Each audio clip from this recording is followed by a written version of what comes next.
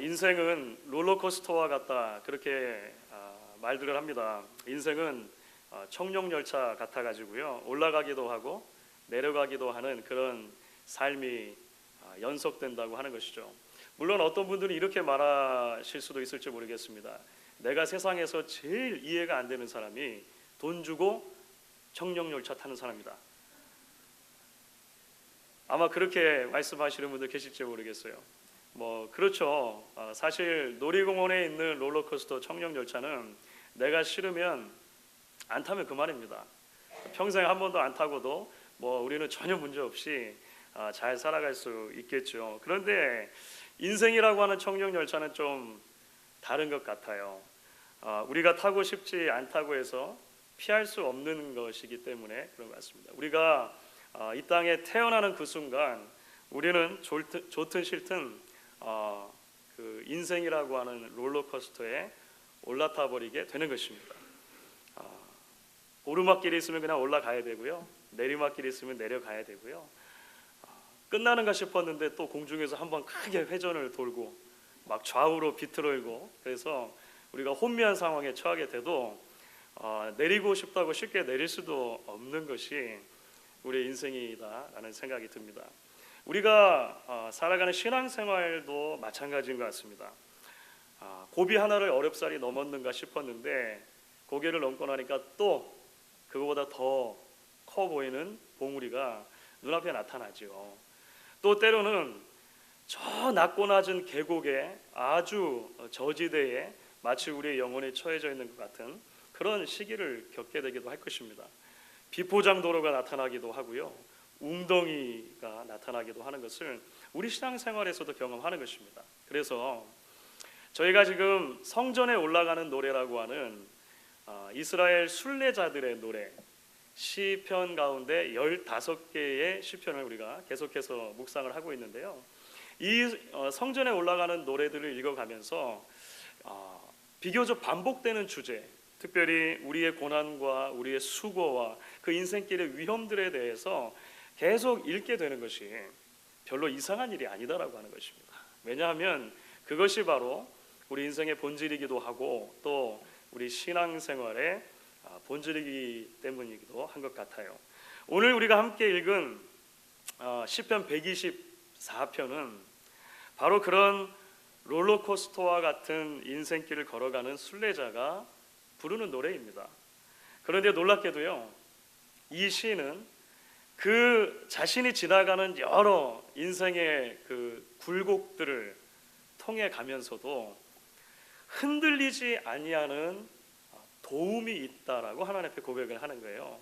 그리고 소망에 대해서 노래를 하고 있습니다. 1절과 2절에 계속해서 반복되는 표현이 있는데 그게 뭐냐면 여호와께서 우리 편이다라고 하는 표현이에요. 여호와께서 우리 편. 그리고 나중에 8절에 가면 이제 시 전체를 마무리하면서 결론으로 이렇게 노래하죠. 8절을 저와 여러분이 같이 한번 읽어보겠습니다. 8절입니다. 우리의 도움은 천지를 지으신 여호와의 이름에 있도다. 이것이 시인의 결론적인 고백이라고 하는 거예요. 그래서 우리가 이 시의 주제 전체를 한 문장으로 요약하자면 이렇게 요약을 할 수가 있을 것 같습니다. 고난 가운데도 하나님이 우리 편이라는 사실을 끝까지 믿으며 걸어가는 순례의 길. 고난 가운데도 하나님께서 우리 편이라고 하는 사실을 끝까지 믿으며 달려가는 순례의 길이라고 하는 주제가 오늘 시 120편, 124편 전체에서 나타나는 주제라고 하는 것이죠. 그런데 여러분, 혹시 눈치를 채셨는지 모르겠습니다만 아주 비슷한 주제에 대해서 우리가 이미 이전에 다룬 적이 있습니다. 혹시 기억나시는 분들 있으십니까? 사실 몇 주 전인데요. 벌써 아득한 옛날 같이 느껴지시죠? 시편 121편이에요. 121편. 시편 121편은 내가 산을 향하여 눈을 들리라 나의 도움이 어디서 올꼬? 나의 도움이 천지를 지으신 여호와에게서로다. 이렇게 말했습니다. 너무 비슷하죠? 제가 가지고 있는 성경에는요, 더군다나 121편하고 124편이 이렇게 같이 붙어 있는 것 같아요. 혹시 그런 성경도 있으십니까? 그래서 꼭 똑같은 내용, 똑같은 주제를 가지고 있는 두 개의 시를 반복해서 그냥 붙여놓은 것 같은 그런 느낌이 든다는 것이죠. 아니 같은 주제면 한 번만 말하면 되지 왜 굳이 두 번씩이나 이렇게 이야기를 하는가? 우리가 아마 그런 자연스러운 질문이 들지도 모르겠습니다.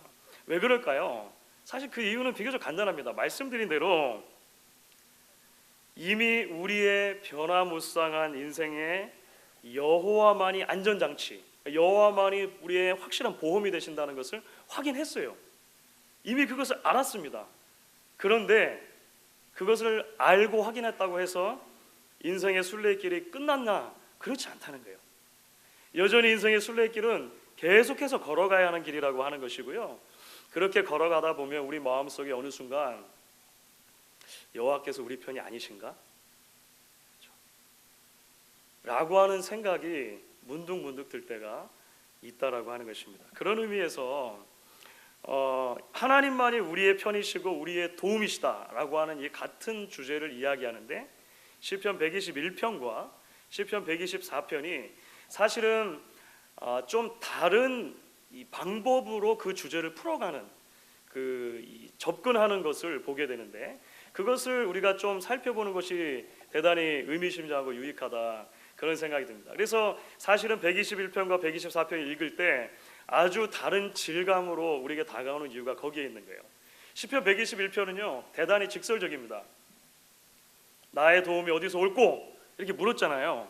그 다음에는 답을 그냥 말하는 거예요. 나의 도움이 천지를 지으신 여호와에게서로다. 너무너무 시원하죠. 그렇죠? 너무 직설적이에요. 그리고 나서 하나님의 도움이 어떻게 오는가 그냥 설명하는 것입니다. 하나님께서 졸지도 않고 주무시지도 않고 지켜주신다. 그래서 우리의 삶 가운데 실족하지 않게 하시고 낮의 해와 밤의 달이 해치 않도록 하신다. 한마디로 말하면 여호와께서 우리의 딱 붙어가지고 여호와께서 우리의 편이 되셔서 우리를 지켜주시고 보호해주신다. 출입을 지켜주신다 이렇게 말씀하잖아요. 이것이 바로 시편 121편의 접근법입니다. 굉장히 마음이 시원해요. 읽으면 그렇지 여호와께서 우리 편이시구나 할렐루야 아멘 하는 것입니다. 그런데 여러분 우리는 잘 알고 있다는 거예요. 롤러코스터와 같은 인생길을 가는 동안에 사실은 이런 직설적인 언어들로만 다 설명되지 않는 순간들이 우리에게 반드시 온다는 것입니다. 그렇죠? 이 너무 쉬운 거예요. 우리가 몰라서 문제가 아닌 것이죠. 그래서 시편 124편은요 시편 121편과 전혀 다른 거꾸로의 방법으로 이제 시를 열고 우리에게 소개하기 시작합니다. 그것이 뭐냐면요 여호와께서 만일 우리의 편이 아니셨다면 이라고 하는 가정으로 출발하는 거예요. 그렇죠? 여호와께서 우리 편이 아니셨다면 이라고 하는 가정 가운데 출발하죠. 1절과 2절은 공통적으로 만일 뭐뭐가 아니라면 영어로 하면 unless, if not 한 단어입니다. 히브리어로도 한 단어인데 그렇게 시작을 해요. 여호와께서 우리 편이 아니셨다면. 그리고 나서 3절, 4절, 5절은요 똑같은 단어로 또 시작을 하는데 그것이 우리말로 그때에 이렇게 번역된 단어죠. 그러니까 그 결과를 말하는 것입니다. 여호와께서 우리 편이 아니셨다면 어떤 일이 일어날 것인가? 이러이러한 일이 일어날 것이다 설명을 해요. 시인이 설명하는 내용을 보면은요 사실은 굉장히 무시무시합니다. 마치 커다란 짐승이 큰 입을 벌리고 나를 집어삼키려고 하는 것 같은 그런 위태로운 상황에 처할 것이다 말하는 것이죠. 마치 거대한 홍수가 휩쓸어 가듯이 우리 영혼이 삼킬멍 같은 그런 어려운 상황에 처하게 된다라고 이야기를 해요. 너무나 끔찍한 상황이고 너무 위태로운 상황이 우리 눈앞에 펼쳐져 있다. 이렇게 시작을 하면서 시편 124편이 출발을 한다는 것입니다. 그런데 여러분 바로 이것이 저는 이 시의 힘이라고 생각해요. 바로 이것이 저는 이 시가 우리에게 굉장히 이렇게 가까이 다가오는 이유 중에 하나라고 생각을 합니다. 왜냐하면요 우리 역시 마찬가지죠. 인생을 살다 보면 아니 이봐요 지금 제 삶에 일어나는 일을 뻔히 보시잖아요. 내 삶에 이런 여러 일들이 일어나는데 여호와께서 정말 내 편이라고 정말 말하실 수 있습니까? 묻고 싶죠. 설교를 듣다 보면 목사님이 뭐 일을 해보셨나 뭘 해보셨나 모르니까 저런 소리 하시지. 모르니까 목사님 현실은 안 그래요 라고 마음속으로 막 이렇게 항변하시고 싶은, 아직까지 한 분도 그런 분은 없으시지만 그렇죠. 마음속에 그런 그 생각이 들 때가 있지 않냐는 것입니다. 이전에 제가 섬기던 그 다른 교회에 부부 청년부 모임을 인도할 때 실제로 그런 일이 있었습니다. 부부 청년부 모임을 가지고 나서 성경 공부를 하고 이제 서로 이제 가정별로 기도 제목을 나누는 그런 시간이었어요. 가족별로 기도 제목을 나누면서 참 가족이 가지고 있는 아주 깊은 기도 제목들이 나오고 아주 좋은 시간들을 가졌습니다. 그런데 그 자리에 한 자매가 있었습니다. 우리가 말하는 소위 기러기 가정이죠. 남편이 한국에서 돈을 벌어서 계속 붙이고 있고 자기는 어린 두 아들 데리고 미국에 와서 살고 있는 거예요. 힘겨운 거예요. 그리고 미국에 와서야 비로소 교회를 좀 열심히 다니기 시작해서 이 신앙이 깊지 않았습니다. 그 자매 턴이 돼가지고요, 이제 기도 제목을 나누자고 하는데 한참 입을 못 대는 거예요. 그래서 무슨 사정이 있나 보다 생각을 하고 그냥 편하게 생각하고 마음속에 있는 기도 제목을 나눠달라 이렇게 얘기를 했습니다. 그런데 이렇게 울먹이면서 얘기를 하는 거예요. 기도 제목을 내는 분들을 보니까 아까부터 내려놓음 이런 이야기를 많이 하더라고요. 삶에서 더 많이 내가 내려놓을 수 있도록, 그런 신앙을 가질 수 있도록 다른 분이 기도 제목을 내놓는데 솔직히 저는 이해가 안 돼요. 지금 더 내려놓을 게 있어요 말이죠. 사는 게 너무 힘들어서 아무것도 없는 것 같은데 자꾸 옆에서 내려놓으라고 하니까 도대체 저는 뭘 내려낼지 모르겠어요. 그리고 울음을 터뜨리는데 어떻게 합니까? 막 목사님 제 가슴이 막 찢어질 것 같이 아프고 뭐 같이 이제 기도하고 그랬었습니다. 그렇죠 여러분. 하나님이 더 이상 내 편이 아니시라면 사실은 하루에도 몇 번씩 우리 안에 얼마든지 일어날 수 있는 질문이라고 하는 것입니다. 롤러코스터와 같은 인생길에서 정말 하나님이 내 편이 맞다면 이런 일이 나에게 일어날 수 있나? 항변하고 싶은 그런 일들이 우리에게는 여전히 있다라고 하는 거예요. 그래서 이 시가 대단히 강력하게 우리의 마음 한가운데로 들어오는 것이죠. 하지만 주 안에서 사랑하는 여러분, 바로 여기서 우리가 다시 기억해야 할 부분이 있다는 것입니다. 그것은 뭐냐면요, 사실 시편 124편은 그저 그렇게 삶의 위험에 대해서만 이야기하고 끝나는 노래인가? 그것이 아니라는 것입니다. 그렇죠? 시편 124편의 사실 진가는 뭐냐면요, 그 삶의 고난의 현장과 그 굴곡에 대해서 가감없이 이야기를 하지만 그럼에도 불구하고 그 주제가 변하지 않고 흔들리지 않는 하나님의 도움을 확인하는 데 있다는 거예요. 우리가 여기서 이제 놓치면 큰일 나는 것입니다. 그렇죠? 그래서 유진 피터슨 목사님의 말을 빌리자면 이런 것이죠. 인생의 위험천만한 생리는 이 시의 주제가 아니라 배경이라는 것입니다. 맞아요. 분명히 그런 일이 있을 수 있다는 것입니다. 그런데 그것은 주제가 아니라 배경이에요. 이 배경을 두고 이제 진짜 시인이 말하려고 하는 주제가 나중에 튀어나오는데요. 그것은 뭐냐면 그럼에도 불구하고 여호와께서 우리의 도움이시다라고 하는 거예요. 여러분 사실 그것이 이 시인이 처음에 만일 여호와께서 우리와 함께 계시지 않았다면 이라고 시작하는 이유입니다. 가정의 상황이에요. 분명히 시인은요 어려운 시기를 지나고 있는 것 같아요. 그렇죠. 그래서 실제로 맹수의 커다란 입을 대하듯이 막 아무 이유 없이 나를 집어삼키려고 잡아먹으려고 하는 사람들이 즐비하게 서 있는 것입니다. 어렵죠. 힘들죠. 마치 거대한 홍수에 떠내려가듯이 내 손과 발을 자유롭게 움직일 수 없는 상황, 그렇죠. 할 수 없이 떠내려가야 하는 이런 위태로운 상황 가운데 놓여 있었던 것 같아요. 그런데 그렇게 어려움의 상황을 지나다가 시인이 결국 깨닫게 된 것이 무엇입니까? 시인이 깨달은 게 이거죠. 하나님께서 내 편이 아니셨다면 훨씬 더 어려운 상황에 일어날 수 있었겠다라고 하는 걸 깨달은 거예요. It could have been worse. 더 나쁠 수 있었는데 사실 이제 보니까 그렇지 않았다라고 깨닫기 시작한 것입니다.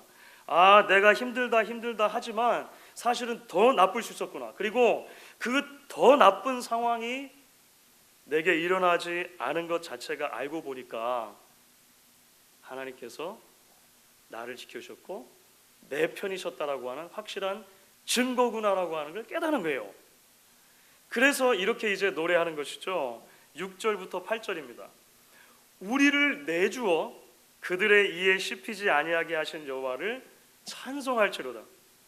우리의 영혼이 사냥꾼의 올무에서 벗어난 새같이 되었나니 올무가 끊어짐으로 우리가 벗어났도다. 우리의 도움은 천지를 지으신 여호와의 이름에 있도다. 이렇게 고백하는 거예요. 여러분 참 놀랍지 않습니까? 여러분 시인의 이런 고백은요 신학적인 설명이 아닙니다. 그러니까 하나님에 대한 변호나 변명이 아니에요.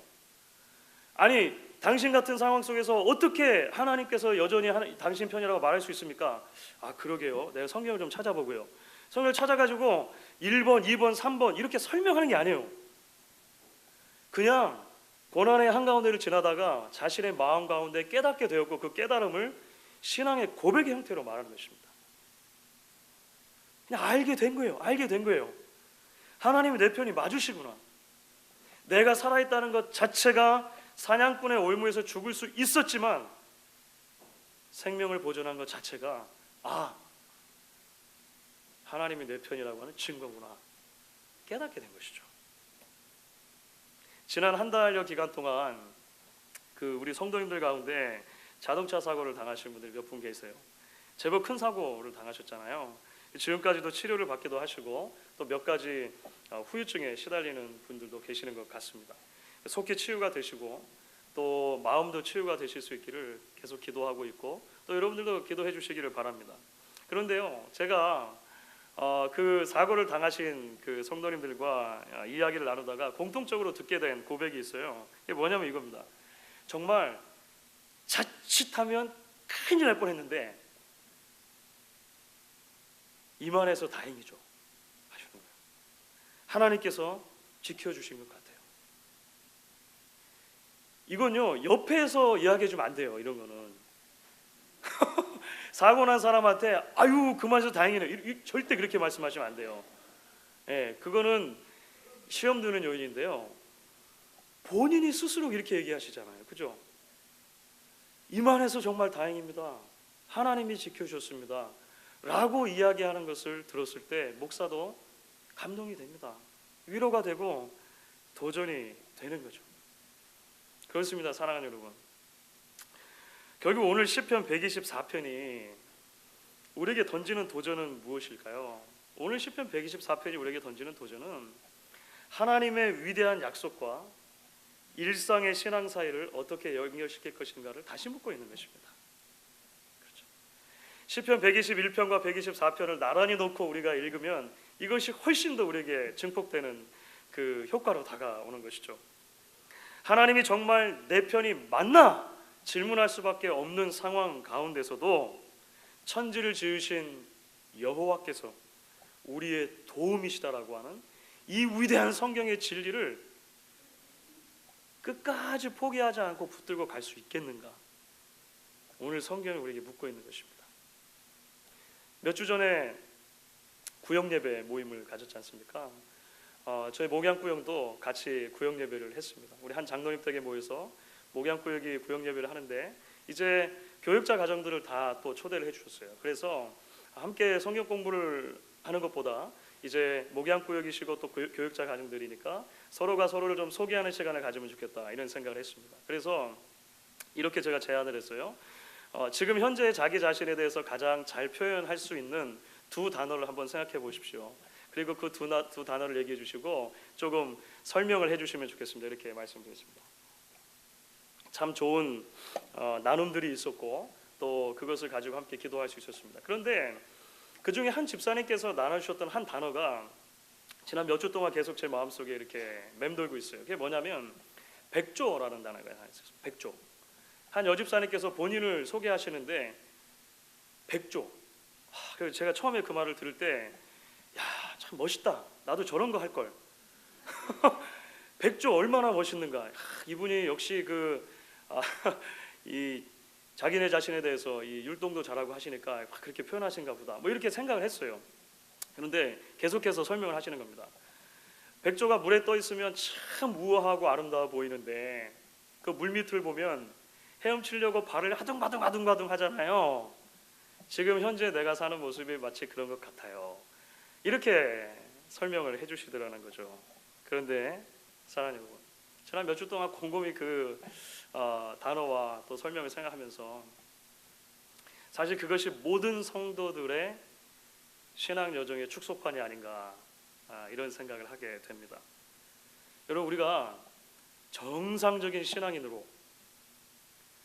그러니까 하나님의 말씀을 붙들고 끝까지 우리에게 주어진 이 신앙의 순례의 길을 걸어간다는 것 그 자체가 그렇게 우아한 것만은 아닙니다. 그렇죠? 항상 우아한 일만 생기고 아니라는 거예요. 유진 피터슨 목사님은 그래서 이런 설명을 했는데 아주 비슷하게 맞아 떨어지는 것 같습니다.